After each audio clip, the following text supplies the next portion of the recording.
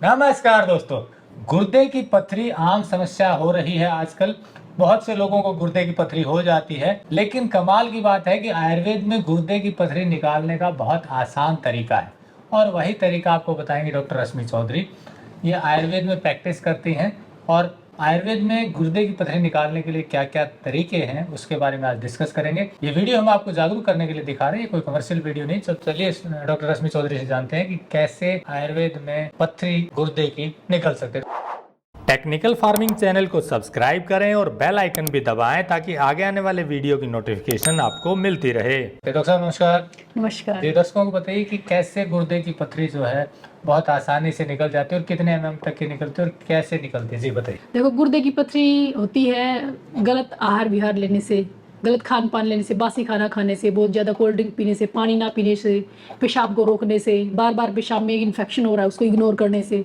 और कई बार ये कुछ एरिया में भी होते हैं लोग, पानी की भी दिक्कत होती है, कुछ एरिया में लोगों को पथरी ज़्यादा होती है। तो आज के दिन बाहर का पैक्ड फूड खाना और इन सब चीज़ों से ये गुर्दे की पथरी बढ़ती जा रही है। और कुछ एक इसकी एक वजह और भी है कि एक्टिविटी कम होने से, लोगों में काम कम करते बैठे बैठे रहना या इस तरह के काम ज़्यादा हो गए, तो एक्टिविटी कम होने से भी छोटी मोटी पथरी तो धीरे धीरे बढ़ती जाती है। और छोटी मोटी पथरी अगर एक्टिविटी काम ज़्यादा करता रहे तो वो बाहर भी निकल जाती है।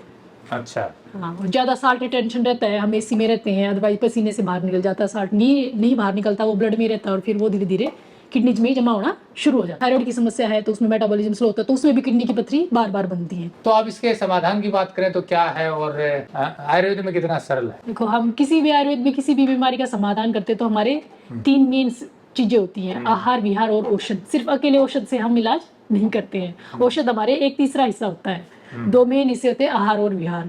खान पीन के परहेज बताते हैं हम, क्या चीज खानी चाहिए और क्या नहीं खानी चाहिए। और कौन विहार का मतलब बताओ, कौन सी चीज कब खानी चाहिए, कौन सी सुबह खानी चाहिए, कौन सी दोपहर को, कौन सी शाम को, और किस मौसम में किस सीजन में कौन सी चीज खानी चाहिए, कौन सी नहीं खानी चाहिए बीमारी के हिसाब से। तो इसमें सबसे पहले तो हम कुल्थ की दाल खाने को देते हैं, वो पथरी को तोड़ने में हेल्प करती है। अच्छा, जैसे हमारे खेतों में जैसे साठी होती है तो जैसे पत्थर चट भी मिल जाता है कई बार, इनको उखाड़ के और इनकी जड़ का टुकड़े टुकड़े करके काढ़ा बना के वो भी पीना चाहिए सुबह शाम दोनों टाइम। ये चीजें हमें आसपास में ही मिल जाती हैं। जैसे साठी को हम बोलते हैं पुनर्नवा, वो भी मतलब किडनी टिश्यू को थोड़ा नुकसान भी होता है, देखो पथरी होती है तो उसको भी रीजनरेट करने में हेल्प करता है। ल्यूर और किडनी को पुनर्नवा बोलते हैं, जिसको साठी बोलते हैं, जो आसानी से अवेलेबल होता है। तो हरी खानी होती है कैसे? उसकी जड़ समेत उसको उखाड़ के अच्छे से धो के उसको और ऐसे काट के चाकू से, और 4 कप पानी डालो, तब तक उबालते रहो जब तक कि 1 कप ना रह जाए, छान के पी लो सुबह शाम दोनों टाइम। अच्छा। हाँ, उसमें 2 तरह की पुनर्नवा, लाल फूल वाली, सफेद फूल वाली, कौन सी बेहतर है? दोनों बेहतर होती है। अच्छा। जोन सी भी मिल जाए, ठीक वो है। बस अलग अलग वैरायटी होती है, बाकी गुण सेम ही होते हैं दोनों में। तो और दूसरा, खूब पानी पीना चाहिए। और जैसे ये कोल्ड ड्रिंक वगैरह भी, इनसे बचना चाहिए।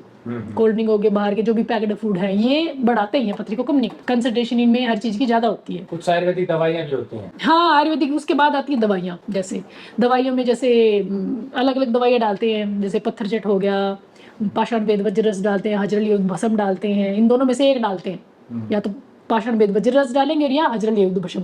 लेकिन पेशेंट का पहले केएफटी और एलएफटी करा के देखेंगे, क्योंकि हम आयुर्वेद में कोई भी रस औषधि ऐड करते हैं तो पेशेंट का एलएफटी और केएफटी अगर ठीक है तो ही हम उसको रस औषधि देंगे, अदरवाइज हम रस औषधि नहीं देंगे, सिर्फ कास्ट औषधि देंगे। कास्ट औषधि पुनर्नवा मंडूर डालेंगे, गोक्षादि गुगलू डालेंगे, श्वेत प्रपुटी डालेंगे, यवक्षार डालेंगे, जो पथरी को धीरे धीरे धीरे बाहर की तरफ से गलाता हुआ लाएगा और उसको टुकड़े टुकड़े करके बाहर निकालते हैं। अच्छा। हाँ बिल्कुल, जैसे वो टुकड़े टुकड़े होके पहले क्रिस्टल्स होते हैं, टुकड़े टुकड़े करके वो इकट्ठे होके जुड़ते हैं और पथरी बनाते हैं, उनको वापस हम टुकड़े टुकड़े करके बिल्कुल बारीक जैसे रेती के जैसे दाने करके वो बाहर निकलता है। हाँ, कई बार थोड़े 2 टुकड़े हो गए तो भी बाहर निकल जाता है, फिर वो पेनफुल होता है लेकिन वो निकल जाता है बाहर। तो ऐसे टुकड़े टुकड़े करके हम उसे धीरे धीरे धीरे धीरे दवाई असर करेंगे, बाहर निकालते हैं उसको। और चंदनासव भी देते हैं हम, सारीवादव शिरासव भी देते हैं। ये सब कुछ भी डायूरेटिक्स होती हैं, ये भी मतलब पथरी को निकालने में हेल्प करती है। खूब सारा पानी पीने के लिए बोलते हैं, तो ये सब करने से पथरी निकल जाती है? पथरी निकल जाती है। कितने एमएम तक की? 12-13 mm तक की पथरी निकल जाती है।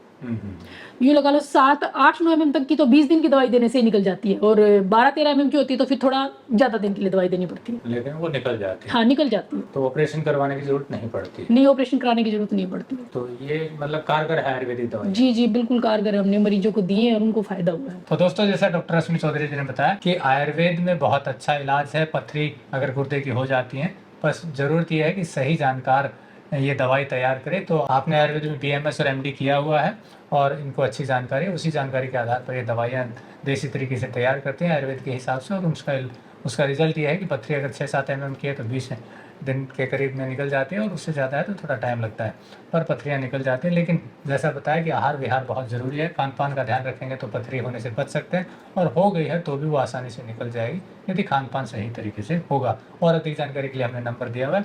आप हरियाणा में रोहतक शहर में प्रैक्टिस करते हैं, आप यहाँ विजिट भी कर सकते हैं और फ़ोन पर भी इनसे जानकारी ले सकते हैं। वीडियो अच्छा लगा हो तो लाइक और शेयर जरूर कर दें। जुड़े रहे टेक्निकल फार्मिंग से। नमस्कार, जय हिंद। अगर आपको यह वीडियो पसंद आया है तो ज्यादा से ज्यादा लाइक और शेयर जरूर करें। साथ ही चैनल को सब्सक्राइब करना ना भूलें।